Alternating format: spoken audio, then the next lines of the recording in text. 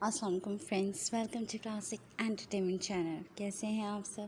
ہم امید کرتے ہیں کہ آپ سب خیریت سے ہوں گے اور آپ کا دن بھی اچھا گزر رہا ہوگا، اور ہم ہمیشہ کی طرح آپ کے لیے لے کر آ گئے ہیں سلسلہ novel you are my heart episode 36، جس کو آپ کے لیے تحریر کرنی ہے کمل اکرم۔ تو پھر جلدی سے چلتے ہیں ناول کی طرف، مگر اس سے پہلے اگر آپ نے ابھی تک ہمارے چینل کو لائک اور سبسکرائب نہیں کیا تو اس کو سبسکرائب کریں، آئیکن بٹن دبائیں تاکہ ہماری نئی اور معیاری ویڈیوز آپ کو سب سے پہلے دیکھنے کو ملے۔ تو چلتے ہیں you are my heart episode 36 کی طرف۔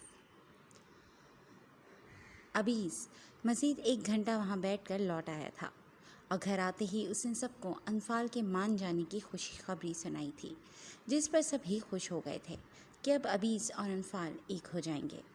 کرن یہ خبر سن کر نہال ہو گئی تھی، اور وہ انفال کے پاس جانے کی ضد کرنے لگی تھی، مگر نہ ہی ابیز اور نہ ہی دلاور ملک اسے وہاں لے کر گئے تھے، کیونکہ انفال نے دلاور ملک اور ابیز سے صاف صاف الفاظ میں کہہ دیا تھا کہ وہ انہیں کبھی معاف نہیں کرے گی، اس لیے اس سے کسی قسم کی کوئی توقع نہ رکھیں، نہ ہی وہ اس کی ماں کو اس سے ملانے کی کوشش کریں۔ کرن یہ سب جان کر نڈھال سی رہ گئی تھی، مگر وہ انفال کو مجبور بھی نہیں کر سکتے تھے کہ وہ کرن سے بیٹی کی طرح ملے یا اسے معاف کر دے۔ حسنہ اور حمزہ ہی کرن کو سنبھال رہی تھیں۔ ابیز اپنے باپ سے خفا ہوا تھا کہ انہوں نے پچھلے 1 مہینے سے اس کی دگرگوں حالت دیکھتے ہوئے بھی اس سے یہ سب چھپایا کہ انفال ان کے دوست کے فلیٹ میں ہی رہ رہی ہے، جس پر دلاور ملک کندھے اچھلا کر صرف یہ کہہ کر کمرے میں چلے گئے کہ وہ بھی ان کی بیٹی ہے اور انہوں نے بیٹی سے کیا وعدہ وفا کیا ہے۔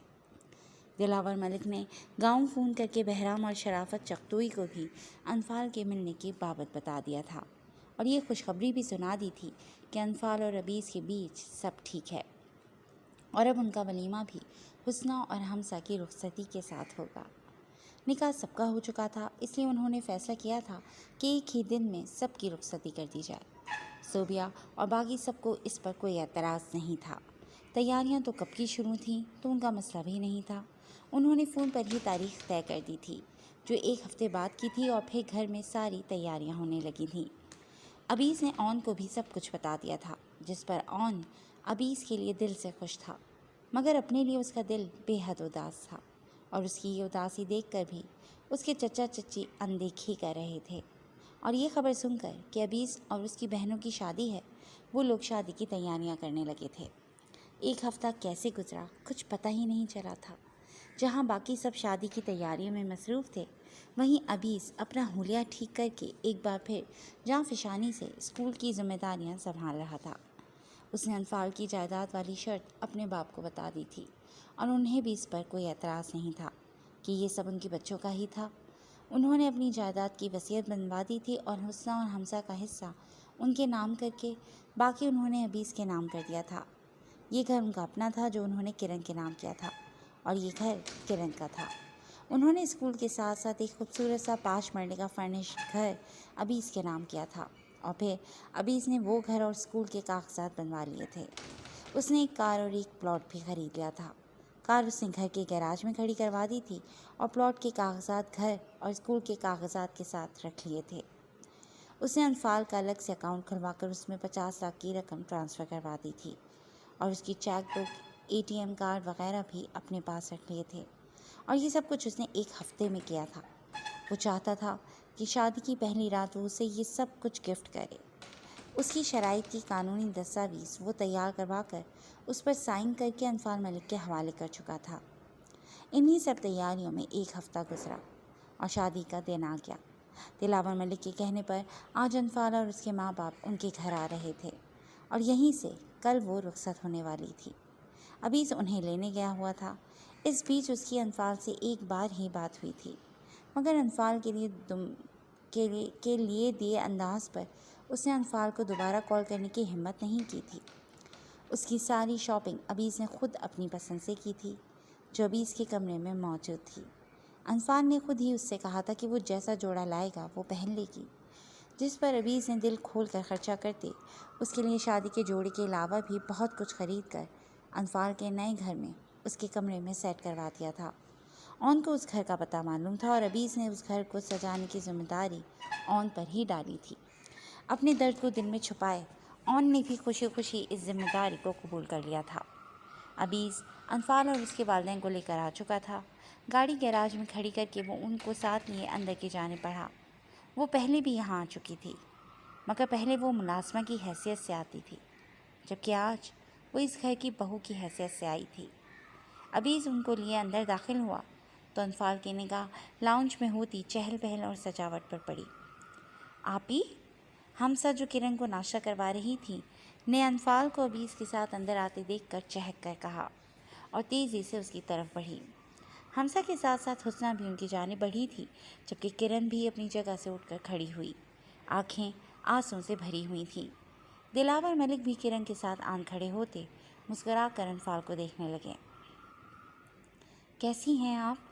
حسنہ اور ہمسا باری باری اس کے گلے لگ کر پوچھنے لگیں۔ میں ٹھیک ہوں، تم دونوں کیسی ہو؟ انفال نے نرمی سے استفسار کیا تو وہ دونوں چہکتی ہوئی اسے دائیں بائیں سے تھام کر اندر لے آئیں۔ اس نے پلٹ کر اپنے والدین کو دیکھا، جن کو ابیز اپنے ساتھ اندر ہی لا رہا تھا۔ مطمئن ہو کر وہ حسنہ اور ہمسا کی طرف متوجہ ہو گئی، جو اسے اپنی خیریت بتا رہی تھیں۔ گھر میں کئی مہمان موجود تھے جو دلاور ملک کے قریبی رشتے دار تھے۔ کتنی مزے کی بات ہے نا کہ آپ ہماری بھابھی بن گئی اور ہم آپ کی، حسنہ نے شرارت سے اسے دیکھتے ہوئے کہا تو وہ مدھم سا مسکرائی۔ میری دعا ہے کہ تم دونوں ہمیشہ خوش رہو۔ انفال نے انہیں دعا دی تو وہ دونوں آمین کہہ اٹھیں۔ حسنہ کچن میں چلی گئی تاکہ ملازمہ سے کہہ کر انفال اور اس کے ماں باپ کی خاطر مدارت کروا سکے۔ ابیز نے ان کو بتایا تھا کہ وہ اپنے ماں باپ کو لے کر بہت ٹچی ہے، تبھی وہ کسی قسم کی کوئی کمی نہیں چھوڑنا چاہتی تھی۔ انفال میری بچی، کرن نے بھیگے لہجے میں اس کی طرف بڑھنا چاہا، جب شہناز خاتون تیزی سے انفال کا بازو تھام کر اسے اپنے قریب کھسکا گئیں۔ یہ میری بچی ہے، میری طہور ہے، یہ دور رہو۔ انہوں نے انفال کے بازو کو سختی سے دبوچتے ہوئے کہا تو کرن نے ڈبڈبائی آنکھوں سے انفال کو دیکھا، جو انہیں چھوڑ کر شہناز خاتون کی طرف متوجہ تھی۔ میں آپ کی طہور ہوں ماں، صرف آپ کی بیٹی اور کسی کی بھی نہیں۔ اور یہ جو آنٹی ہے نا، یہ ابیز کی ماما ہیں، یعنی میری ساس، اسی لیے مجھے بیٹی کہہ رہی ہیں۔ کرن کو مکمل نظر انداز کرتے اس نے شہناز خاتون کو بہلایا تو وہ سر ہلاتی جیسے سمجھ گئی، مگر اس کا بازو ابھی بھی نہیں چھوڑا۔ السلام علیکم آنٹی، اس دنیا میں میری صرف ایک ہی ماں ہے جو مجھے اپنی جان سے زیادہ عزیز ہے، اور وہ یہ ہیں۔ آپ بحیثیت ساس اگر مجھ سے ملیں گی تو مجھے کوئی اعتراض نہیں، مگر پلیز اس کے علاوہ مجھ سے کوئی اور رشتہ جوڑنے کی کوشش مت کیجیے گا۔ صرف 2 دن مجھے برداشت کرنے، پھر آپ کی سالوں پہلے کی طرح دوبارہ مجھ سے گل و خلاصی ہو جائے گی۔ انفال نے ایک ایک لفظ پر زور دیتے ہوئے سرد لہجے میں کہا تو کرن بے یقینی سے اسے دیکھتی رہی۔ اسے کسی نے نہیں بتایا تھا کہ وہ شادی کے بعد الگ گھر میں رہنے والی ہے۔ باقی سب ترہم و بے بسی سے کرن کو روتا ہوا دیکھ کر رہے تھے۔ رحیم صاحب نے بھی رحم سے اس عورت کو دیکھا جس نے ماں ہونے کا کوئی فرض نہیں نبھایا تھا۔ چلو فرض تو نہیں نبھایا تھا، مگر خبر تو رکھتی کہ اس کے بعد اس کی بیٹی کس حال میں تھی۔ انفال میں تمہاری سگی ماں ہوں بیٹا، کرن نے دہائی دی تھی۔ او ہاں، یاد آیا، وہ سگی ماں جس نے پیدا کر کے مجھے سوتیلی ماں کے رحم و کرم پر چھوڑ دیا کہ یہ لوگ اس پر اپنی مرضی چلائیں، یا تو اسے مارو پیٹو یا کڑی دوپہر کو سامان لینے باہر بھیجو، جسے جو چاہے ہوے سے دیکھ کر اس کا شکار کرنے کی کوشش کرے۔ وہ ماں جسے علم ہی نہیں کہ اس کی بیٹی زندہ ہے یا مر گئی، یا وہ ماں جسے اپنے بھائی کی اولاد اپنی بیٹی سے زیادہ عزیز تھی۔ مجھے مت بتائیے کہ میری ماں کون ہے، کیونکہ مجھے اچھی طرح سے علم ہے، کڑے اور نفرت بھرے لہجے میں کہہ کر وہ دلاور ملک کی جانب مڑی تھی، جبکہ باقی سب اس کے لفظوں پر شدت در سے کھڑے تھے، جس کی باتوں سے ہر بار ایک نئی تکلیف آشکار ہوتی تھی جو اس نے سہی تھی۔ السلام علیکم انکل، کیسے ہیں آپ؟ اس نے بے حد احترام سے دلاور ملک سے استفسار کیا تھا، جو اس کے لیے کسی مسیحا سے کم نہیں تھے۔ کرن اس کو دیکھتی بے دم سی ہو کر صوفے پر بیٹھ چکی تھی، کیونکہ معافی ملنا اتنا آسان نہیں تھا۔ وعلیکم السلام بیٹا، میں بالکل ٹھیک ہوں۔ ابھی تم تھک گئی ہوگی تو جا کر کچھ دیر ریسٹ کر لو، پھر رات کو مہندی کی تقریب بھی ہے۔ دلاور ملک نے ہر بات کو نظر انداز کرتے موضوع بدلا تو وہ سر ہلاتی رحیم صاحب کی طرف مڑی۔ تمہارے ماں باپ کے لیے کمرہ صاف کروا دیا ہے، میں انہیں لے جاتا ہوں۔ دلاور ملک نے اس کی پریشان کن نگاہیں بھاپ کر کہا تو وہ سر ہلاتی عبیس کے ہمراہ کمرے کی جانب بڑھ گئی۔ کرن نے محسوس کیا تھا کہ وہ اپنے ماں باپ سے کتنا پیار کرتی ہے، شاید اس لیے کہ جو فرض وہ اور شہزاد نہیں نبھا پائے وہ ان لوگوں نے نبھائے تھے۔ وہ اس سے محبت محسوس بھی کیسے کرتی جب اس نے کرن کو کبھی دیکھا تک نہ تھا، اور جب دیکھا تھا تو تب بھی اس کے دل میں کرن کے لیے کوئی محبت بھرا جذبہ نہ ابھر سکا تھا۔ ابھی اسے اور اس کے سفری بیگ کو لیے اپنے کمرے میں آیا تھا۔ گھر مہمانوں سے بھرا پڑا تھا، تبھی کوئی کمرہ خالی نہیں تھا۔ حسنہ اور حمزہ کے ساتھ بھی ان کی کئی کزنز سو رہی تھیں۔ بھوک تو نہیں لگی تمہیں؟ عبیس نے اس کا سفری بیگ صوفے پر رکھ کر پوچھا۔ وہ صرف 2-3 جوڑے ہی لائی تھی کہ کل اسے یہاں سے چلے جانا تھا۔ وہ یہاں صرف دلاور ملک کے کہنے پر آئی تھی، ورنہ کبھی بھی نہ آتی۔ نہیں، کھانا کھا کر آئی تھی میں، اس نے مصروف سے لہجے میں کہہ کر چادر اتار کر بیگ کے پاس صوفے پر رکھی۔ عبیس جو اسے ہی دیکھ رہا تھا اس کے دوپٹے سے نادارد وجود کو دیکھتا چلا گیا۔ ہلکے بھورے رنگ کے سوٹ میں ملبوس وہ سادگی میں بھی بے حد پرکشش لگ رہی تھی۔ لمبے سیاہ بال کیچر میں جکڑ کر پشت پر چھوڑے ہوئے تھے۔ بال ڈھیلے ہونے کی وجہ سے سامنے سے کچھ لٹیں چہرے پر دائیں بائیں جھول رہی تھیں۔ اس کی نظروں سے بے نیاز وہ اس کے قریب سے گزرتی صوفے کی طرف آئی۔ یہ وہ لڑکی تھی جسے اس نے کبھی دوپٹے یا حجاب کے بغیر نہیں دیکھا تھا، اور آج وہ کس قدر لاپرواہی سے اس کے سامنے اسی کے کمرے میں گھوم رہی تھی۔ بیگ سے اپنا دوپٹہ نکال کر گلے میں ڈالا اور پھر بیگ اٹھا کر سیڑھیاں چڑھتی اوپر چلی گئی، جہاں بیڈ کے قریب ہی کبرڈ تھا۔ وہ اوپر آ کر باقی کی چیزیں بیگ سے نکال کر اس استحقاق بھرے انداز میں الماری کھول کر اس میں رکھنے لگی، جس پر عبیس مسکرایا۔ ٹھیک ہے، پھر تم آرام کرو، میں نیچے کچھ انتظامات دیکھ لوں۔ وہ نرمی سے اونچی آواز میں کہہ کر باہر کی جانب بڑھ گیا تو اس نے پلٹ کر اوپر سے نیچے دروازے کی جانب دیکھا۔ اس نے یہ سب کچھ جان بوجھ کر اس کا رد عمل جاننے کے لیے کیا تھا، اور اب وہ بے اختیار ہی مبہم سا مسکراتی اپنے کام میں مصروف ہو چکی تھی۔ شام کو وہ نیچے آئی تو باہر چہل پہل مزید بڑھ گئی تھی۔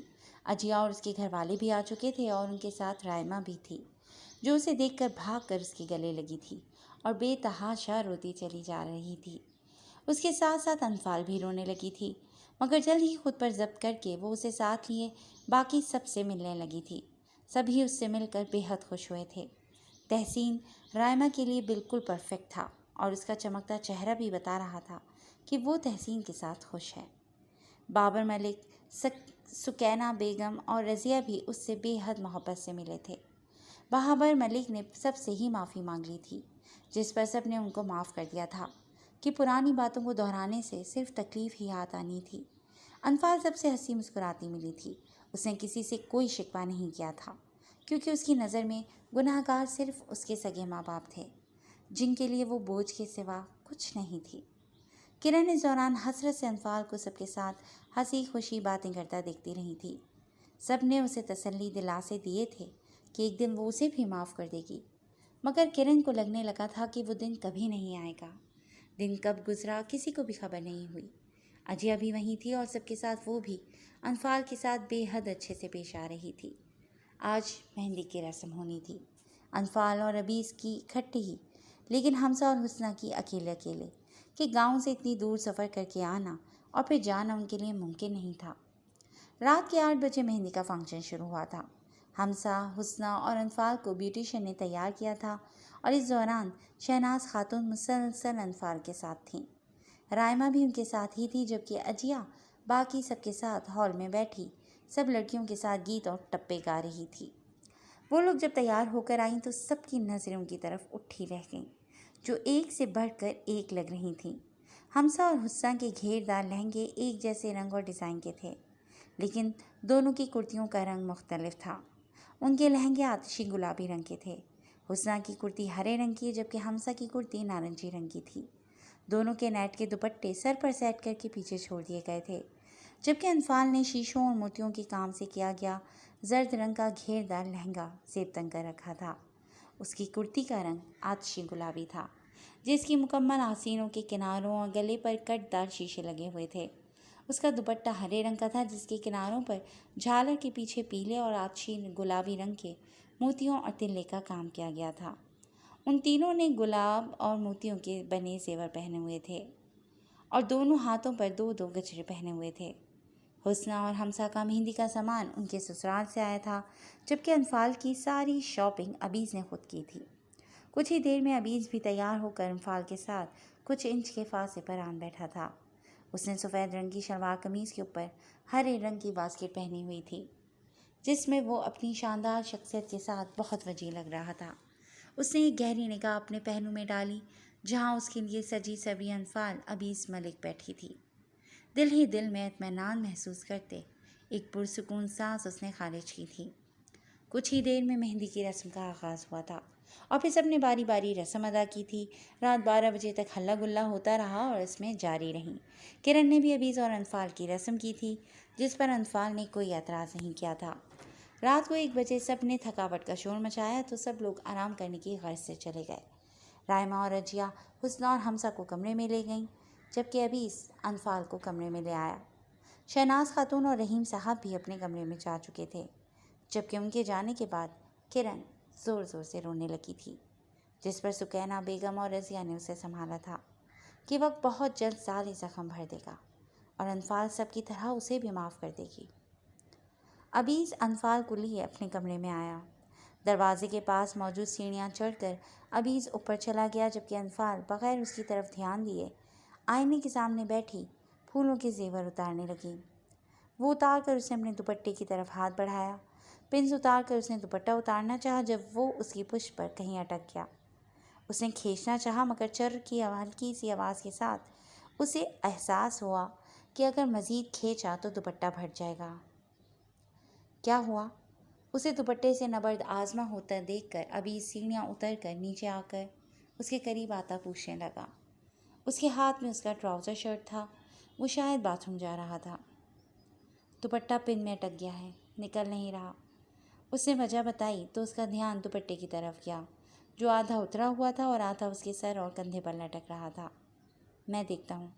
اتنا کہہ کر اس نے کپڑے صوفے پر رکھے اور اس کے قریب آ کر اس کے سر سے دوپٹہ اتارا تو اس کی سراہی نما گوری گردن واضح ہوئی، جو اس وقت کسی بھی زیور سے پاک تھی۔ اس نے اپنی نگاہوں کو بھٹکنے سے بچاتے ہوئے اپنا دھیان دوپٹے کی طرف کیا اور کرتی میں چھپی پن نکالنے لگا۔ 5 منٹ کے بعد اس نے پن نکالی تو اس کا جالی دار دوپٹہ اس کے کندھے سے پھسلتا زمین پر گر گیا۔ شکریہ، اس نے جھک کر دوپٹہ اٹھاتے اس کی طرف دیکھ کر کہا تو عبیز کی نظریں اس کے خوبصورت مکھڑے اور سیاہ آنکھوں سے ہوتی اس کی لمبی گردن پر جا ٹھہریں۔ کیا ہوا؟ انفال نے اس کے سامنے چٹکی بجائی تو وہ ہوش میں آتا نظر چرا گیا۔ کچھ نہیں، تم اب سو جاؤ، تھک گئی ہوگی، عبیز نے سنجیدگی سے کہہ کر اپنے کپڑے اٹھائے اور باتھ روم کی جانب بڑھ گیا۔ وہ سیڑھیاں چڑھ کر اوپر آئی اور پھر الماری سے ایک جوڑا نکال کر واپس نیچے آئی۔ اسے عبیز کا کمرہ سخت ناپسند تھا، کیونکہ اوپر سے بار بار نیچے آنا پڑتا تھا۔ بیڈ اور الماری اوپر تھے، جبکہ صوفہ ایریا نیچے بنایا گیا تھا، جس کے ساتھ الگ ایک طرف باتھ روم تھا۔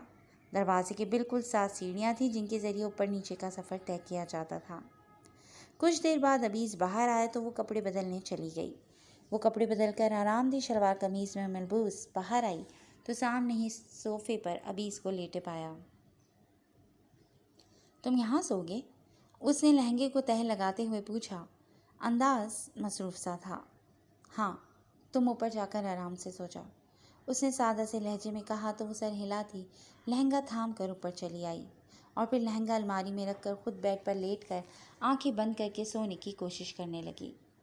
عبیز نے آنکھیں کھول کر ادھر ادھر دیکھا تو وہ جا چکی تھی۔ تم آج بہت خوبصورت لگ رہی تھی انفال عبیز ملک۔ وہ اس کے منہ پر اس کی تعریف نہیں کر پایا تھا، مگر اب وہ خود کو کہنے سے روک نہیں پایا تھا۔ اس کا خوبصورت چہرہ یاد کر کے وہ مسکرایا اور پھر سے آنکھیں بند کر کے سونے لگا۔ اگلا دن اپنے آنگن میں ڈھیروں خوشیوں کی نوید لایا تھا۔ رات کو مہندی کی تقریب اچھے سے اپنے اختتام کو پہنچ چکی تھی اور اب پورے گھر میں بارات کی تیاریاں کی جا رہی تھیں۔ آج کے لیے میرج ہال بک کیا گیا تھا۔ تینوں جوڑوں کے لیے اسٹیج پر خوبصورتی سے صوفے سیٹ کیے گئے تھے۔ سبھی لوگ شام 3 بجے کے قریب میرج ہال پہنچ چکے تھے۔ تینوں لڑکیاں پارلر میں تھیں اور ان کے ساتھ شہناز خاتون اور عطیہ موجود تھیں۔ شہناز خاتون ایک پل کے لیے بھی انفال کو اکیلا نہیں چھوڑنا چاہتی تھیں۔ یہی وجہ تھی کہ وہ ہر جگہ اس کے ساتھ ساتھ تھیں، اور یہ سب دیکھ کر کرن دل محسوس کر مزید بیمار پڑتی جا رہی تھی۔ حسنہ اور حمزہ نے انفال کو سمجھانا چاہا تھا، مگر وہ انہیں 2 ٹوک کہہ گئی تھی کہ اس کے معاملے میں دخل اندازی نہ کی جائے، جس پر وہ چپ کر کے رہ گئی تھیں۔ بارات کو 4 بجے کا وقت دیا گیا تھا، کیونکہ بارات کو واپس گاؤں جانا تھا جو شہر سے دور تھا۔ تبھی دن کے وقت ہی سارا انتظام کر لیا گیا تھا۔ تحسین اور رائمہ کی شادی جن حالات میں ہوئی تھی، بابر ملک نے کہا تھا کہ ان کا بھی ولیمہ کر دیا جائے، جس پر تحسین نے کہا تھا کہ وہ اپنا ولیمہ جب عطیہ کی شادی ہوگی اس کے ساتھ کر لے گا، جس پر سب نے ہی حامی بھر لی تھی۔ میرج ہال کو بہت خوبصورتی سے سجایا گیا تھا۔ یہاں کے سارے انتظامات بابر ملک اور دلاور ملک نے خود کروائے تھے۔ سبھی لوگ میرج ہال پہنچ گئے تھے اور پھر دلاور ملک خود اپنی تینوں بیٹیوں کو پارلر سے پک کرنے گئے تھے۔ جانا تو عبیز چاہتا تھا، مگر انہوں نے اسے منع کر دیا تھا۔ وہ ان تینوں کو لا کر برائڈل روم میں چھوڑتے خود بارات کے استقبال کے لیے بڑھ گئے تھے، جس کے آنے کا شور مچ گیا تھا۔ بارات میں بہرام کے گاؤں کے چند لوگ اور باقی گھر کے لوگ اور کچھ قریبی رشتہ دار تھے جو اس کے باپ کے رشتہ دار تھے۔ بہرام نے گہرے بھورے رنگ کی خوبصورت شیروانی پہن رکھی تھی، جس کے اوپر چاکلیٹ براؤن رنگ کا کلا تھا، اور ایک خوبصورت سی چادر کو اس نے ایک بازو کے اوپر ڈال کر نفاست سے سیٹ کیا ہوا تھا، اور کم و بیش ایسا ہی حلیہ بختیار کا بھی تھا، مگر فرق صرف اس کی شیروانی کے رنگ کا تھا جو آف وائٹ کلر کی تھی۔ دونوں بھائی اپنے دراز قد اور وجاہت کے ساتھ بے حد پیارے اور پروقار لگ رہے تھے۔ ان کے استقبال کے لیے عبیز بھی وہیں موجود تھا، جو اس وقت میرون رنگ کے پرنس کوٹ میں ملبوس بے حد وجیح لگ رہا تھا۔ اس کے کوٹ کی بائیں جانب ایک خوبصورت سا بروچ لٹک رہا تھا۔ بارات میں شہزاد ملک، سعدیہ اور آئمہ بھی موجود تھے۔ شہزاد نے آتے ہی بہرام سے کہہ کر انفال سے ملنا چاہا تھا، مگر انفال انکار کر چکی تھی، جس پر شہزاد تو بے بس کھڑا رہ گیا تھا، جبکہ سعدیہ انفال کی ہمت پر کلس کر رہ گئی تھی، مگر وہ یہ بھول گئی تھی کہ اب وہ انفال چھوٹی سی انفال نہیں تھی، بلکہ حالات کی تلخیاں سہ کر بڑی ہو چکی تھی۔ آئمہ تو اس کا اتنا امیر سسرال دیکھ کر ہی جل جل کر راکھ ہو رہی تھی۔ اس کی انفال سے چڑ اور نفرت آج بھی ویسی ہی تھی جیسی بچپن میں تھی۔ ملیحہ اور احسان بھی ساتھ آئے تھے۔ احسان تو مردوں میں مصروف ہو گیا تھا، لیکن رائمہ کی ملیحہ سے کافی اچھی دوستی ہو گئی تھی، تو ملیحہ رائمہ کے ساتھ ساتھ ہی تھی، اور اس کی حالت کا خیال کرتے رائمہ اس کا ضرورت سے بڑھ کر خیال رکھ رہی تھی۔ وہ سب سے ملتا ملاتا سب کو اسٹیج پر لے گیا تھا۔ اون اپنے چچا چچی کے ساتھ بارات پہنچنے کے چند منٹ بعد ہی پہنچا تھا۔ اسے نئی گاڑی آج ہی نکلوائی تھی، جس میں وہ اپنے چچا چچی کے ساتھ یہاں آیا تھا۔ گاڑی لیٹ اس کے گھر پہنچی تھی، جس پر ان کو دیر ہو گئی تھی۔ گھر پہنچنے سے پہلے اس نے انفال کے گھر کو مکمل طور پر ڈیکوریٹ کروایا تھا، وہاں بھی اسے کچھ دیر ہو گئی تھی۔ یہاں آنے کے بعد وہ عبیز کے گھر والوں سے ملنے کے بعد بہرام اور اس کے گھر والوں کے ساتھ عطیہ کے گھر والوں سے بھی ملا تھا۔ اسے عطیہ کہیں نظر نہیں آئی تھی، اور اس کی نگاہیں مسلسل اسی کو ڈھونڈ رہی تھیں، اور پھر جلد ہی اس کو وہ نظر آئی تھی۔ خوبصورت سا پورے بازوں والی چولی اور گھیردار لہنگا پہنے، کھلے بالوں اور خوبصورتی سے کیے گئے میک اپ میں وہ بے حد خوبصورت لگ رہی تھی کہ اون کی نظریں اس پر جمی رہ گئیں۔ وہ حسنہ اور حمزہ کے درمیان میں کھڑی دونوں کے بازوں میں ایک ایک بازو ڈالے ان کے ساتھ چلتی آ رہی تھی۔ حسنہ کی طرف اس کی ماں کرن، جبکہ حمزہ کی دائیں طرف رضیہ کھڑی تھیں، وہ پانچوں اسٹیج کی جانب چلی آ رہی تھیں۔ بار بار ان کے کانوں میں سرگوشیاں کر کے وہ ان دونوں کو چھیڑتی بے نیازی سے ہنس رہی تھی، اور اس کی یہ بے نیازی اون کو چان و شانے چت کرتی جا رہی تھی۔ وہ اسٹیج کے قریب عبیز کے ساتھ کھڑا تھا۔ جب عطیہ نے کسی بات پر مسکراتے نظریں اٹھا کر سامنے دیکھا تو اون نظر آیا۔ اس پر نظریں پڑتے ہی عطیہ کی مسکراہٹ سمٹی تھی، جس پر اون کا دل ایک دم سے بجھا تھا، یعنی وہ اب اس سے نفرت کرنے لگی تھی۔ حسنہ اور حمزہ دونوں نے بلڈ ریڈ کلر کے خوبصورت اور بھاری لہنگے پہنے ہوئے تھے۔ برائڈل میک اپ اور برائڈل بھاری جویلری میں وہ دونوں نظر لگ جانے کی حد تک پیاری لگ رہی تھیں۔ دونوں نے دوپٹے روایتی انداز میں اڑے ہوئے تھے۔ بہرام اور بختیار ان کو آتے دیکھ کر اپنی اپنی جگہ سے اٹھ کر کھڑے ہوتے اسٹیج کی سیڑھیوں کی جانب آ گئے تھے۔ اجیا اور وہ سب اب اسٹیج کے قریب آ کر پیچھے ہٹ گئے تھے اور بہرام اور بختیار اپنی اپنی دلہنوں کا ہاتھ تھامے اسٹیج پر لگے صوفوں پر بیٹھ چکے تھے۔ اجیا اسٹیج کے قریب سے ہٹ کر اون کے پاس آئی تھی، جہاں سے ابیز اب غائب ہو چکا تھا۔ کیسی لگ رہی ہوں میں؟ اون جو انفال کے سے باپ اور سوتیلی ماں کو دیکھ رہا تھا، اپنے قریب سے ابھرتی جانی پہچانی آواز پر وہ چونک کر اس کی طرف متوجہ ہوا، جو آنکھوں میں چمک لیے اس سے ہی مخاطب تھی۔ بہت اچھی۔ اون نے 2 لفظوں میں اس کی تعریف کر دی تھی۔ وہ واقعی ہی بہت پیاری لگ رہی تھی، چہرے پر الوہی سی خوشی تھی۔ مطلب میں اپنے ہونے والے شوہر کو پسند آ جاؤں گی نا؟ اس نے اگلا سوال کیا تو اون کا دل تھم کر دھڑکا۔ شوہر مطلب؟ اون نے خوف سے دھڑکتے دل سے پوچھا تھا۔ مطلب یہ کہ آج نکاح ہے میرا، آپ میرے ہونے والے ہسبینڈ سے نہیں ملے؟ پتہ نہیں کدھر گئے، ابھی تو یہاں ہی تھے، وہ پرجوش سے انداز میں کہہ کر ادھر ادھر کسی کو ڈھونڈنے لگی، جبکہ اون کو لگا جیسے وہ اسے یہ سب بتا کر اس کا مذاق اڑا رہی ہو۔ اس کا آج نکاح تھا، مگر ابیز نے اس بارے میں اسے کچھ بھی نہیں بتایا تھا۔ چلیں ابھی تو نہیں، مگر جب میرا نکاح ہوگا تب مل لیجیے گا، اور ہاں میرے نکاح کے چھوارے ضرور کھا کے جائیے گا، اجیا شوق سے لہجے میں کہہ کر رائما کی جانب بڑھ گئی، جبکہ وہ اپنے مردہ دل کو لیے بے یقینی سے وہیں کھڑا رہ گیا۔ اسے اگر پتہ ہوتا کہ آج یہاں اجیا کا کسی اور سے نکاح ہوگا تو وہ ہرگز بھی یہاں نہ آتا، مگر اب اسے علم تھا کہ ابیز اسے یہاں سے جانے نہ دیتا۔ ابھی وہ اپنے ٹوٹے دل کو لیے یہی سب سوچ رہا تھا جب اچانک پورے ہال میں اندھیرا چھا گیا۔ اس سے پہلے کہ سب لوگ شور مچاتے، اچانک انٹرنس کی طرف اسپاٹ لائٹ روشن ہوئی اور اس اسپاٹ لائٹ میں 3 لوگ کھڑے تھے۔ سفید شلوار قمیض اور عنابی رنگ کی باسکٹ میں ملبوس رحیم صاحب، عنابی رنگ کے خوبصورت اور کامدار سوٹ میں ملبوس شہناز خاتون، اور ان دونوں کے ایک ایک بازو میں بازو ڈالے ان کے درمیان میں کھڑی ان کی بیٹی طہور فاطمہ، یعنی ابیز کی بیوی انفال ابیز ملک۔ وہ اس قدر خوبصورت لگ رہی تھی کہ اسٹیج پر کھڑے ابیز کی سانسیں تھم گئی تھیں، جیسے اگر وہ سانس لے گا تو سارا منظر ہوا کے جھونکے کی طرح غائب ہو جائے گا۔ وہ میرون رنگ کے خوبصورت سے گھیردار باربی فراک میں ملبوس تھی، جس کی آستینیں مکمل تھیں، سر پر اچھی طرح حجاب کیا گیا تھا اور اس کی فراک کا ہم رنگ دوپٹہ حجاب کے نیچے سے گزار کر یوں سیٹ کیا گیا تھا کہ اس کا پردہ برقرار تھا۔ فراک فرش کو چھو رہی تھی، جس کی وجہ سے اس کے پاؤں نظر نہیں آ رہے تھے، مگر اس کے پیروں میں میرون رنگ کی ہی ہیل پہن رکھی تھی، جس سے اس کا قد مزید لمبا ہو گیا تھا اور اب وہ ابیز سے 1 یا 2 انچ ہی چھوٹی لگ رہی تھی۔ اس کے حجاب پہ سنہرے رنگ کا خوبصورت سا بروچ چمک رہا تھا۔ چہرے پر خوبصورت انداز میں میک اپ کیا ہوا تھا، جبکہ کلائیوں میں روایتی انداز میں چوڑیاں پہننے کی بجائے اس نے مہرون رنگ کے ہی جالی دار دستانے پہنے ہوئے تھے۔ اس کے چہرے پر مسکراہٹ نہیں تھی، مگر لب ہلکے سے پھیلے تھے جو اس کا وقار بڑھا رہے تھے۔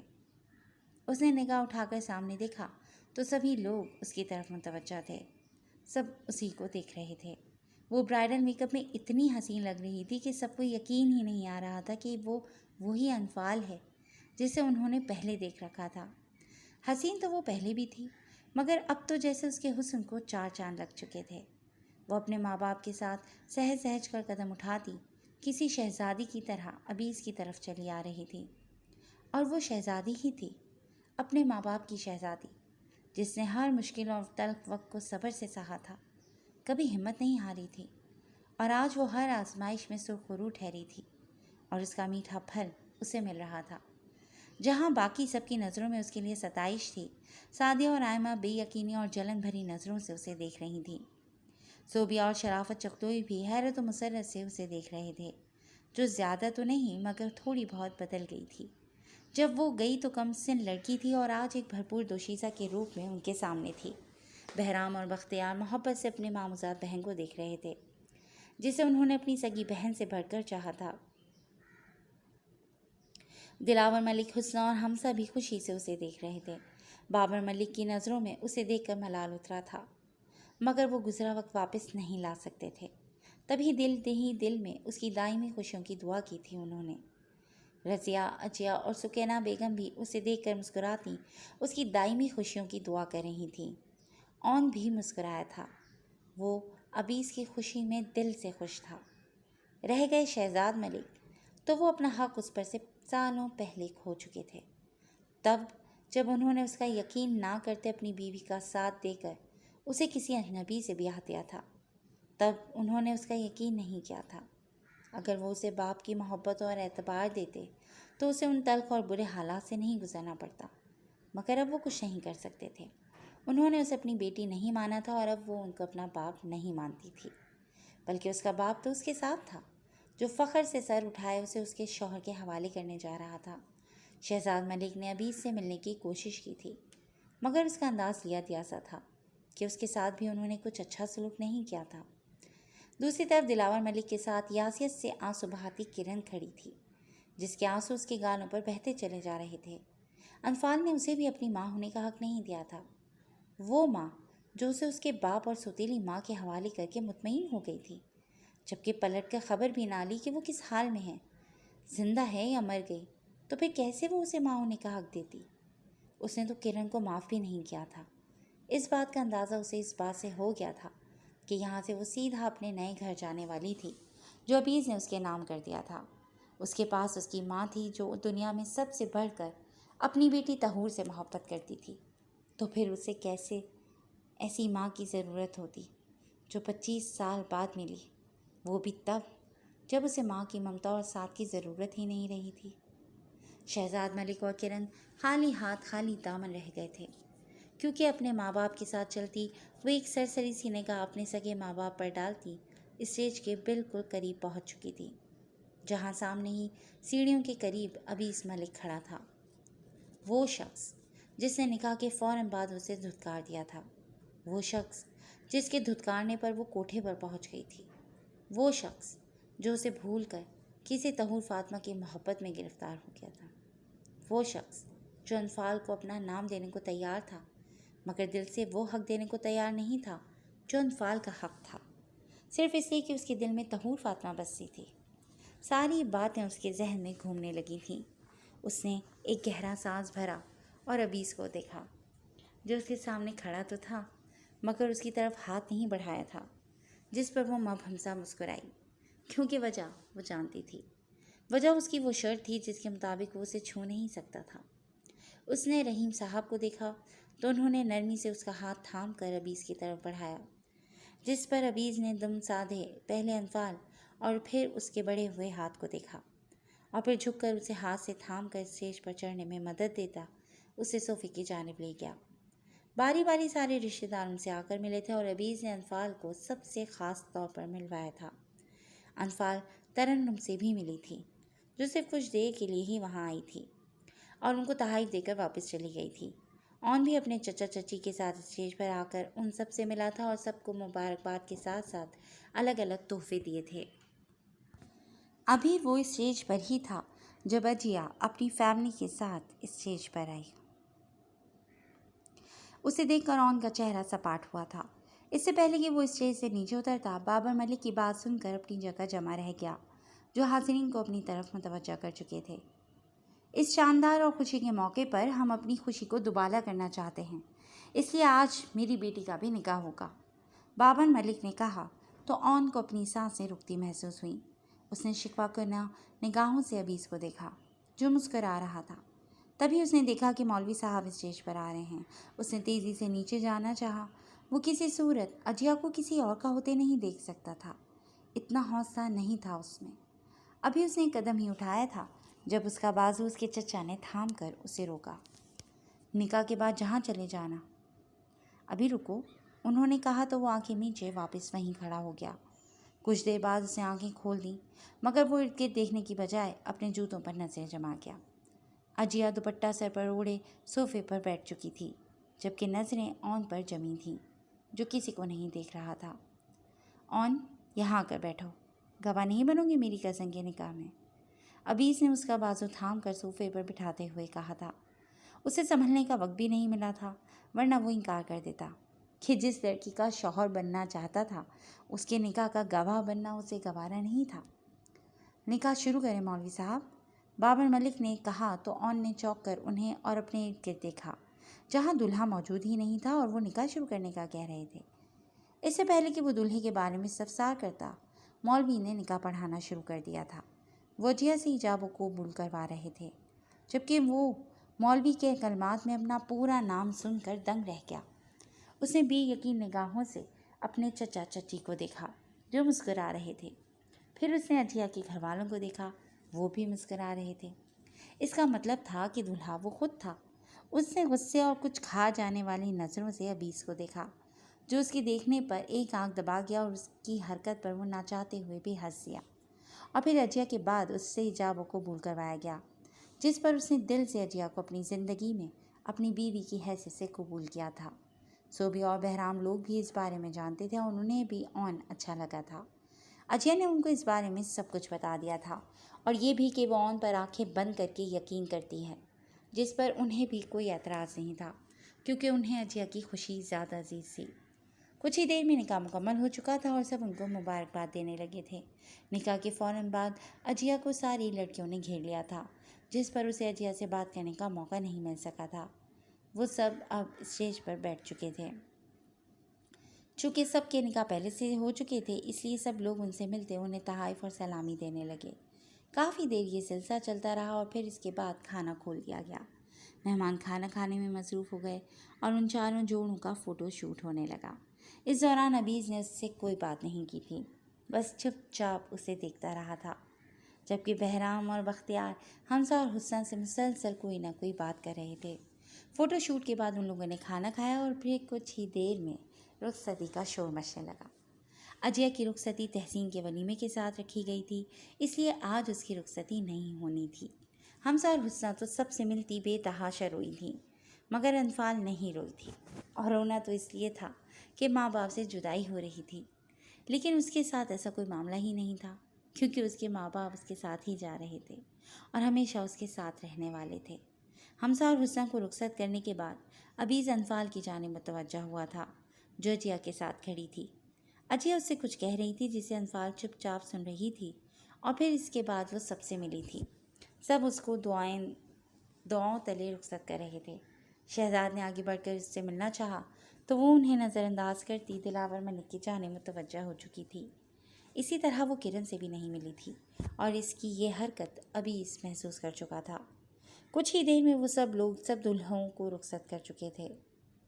بہرام اور اس کے گھر والے اور باقی مہمان گاؤں کو روانہ ہو گئے تھے۔ اون بابر ملک سے اجازت لے کر عجیہ کو کچھ دیر کے لیے اپنے ساتھ لے گیا تھا تاکہ اس سے بات کر سکے۔ مہمانوں کے جانے کے بعد سبھی گھر والے بھی گھر کو روانہ ہو گئے تھے۔ جی دوستوں، آج کے لیے بس اتنا ہی۔ کیسی لگی آپ کو آج کی ایپیسوڈ؟ ہمیں اپنے کمنٹ سیکشن میں قیمتی رائے سے ضرور آگاہ کیجیے گا، اور جڑے رہیے گا کلاسک انٹرٹینمنٹ چینل کے ساتھ، جہاں بہت جلد ہم نئی ایپیسوڈ لے کر حاضر ہوں گے۔ ٹل دین ٹیک کیئر اینڈ اللہ حافظ۔ السلام علیکم فرینڈس،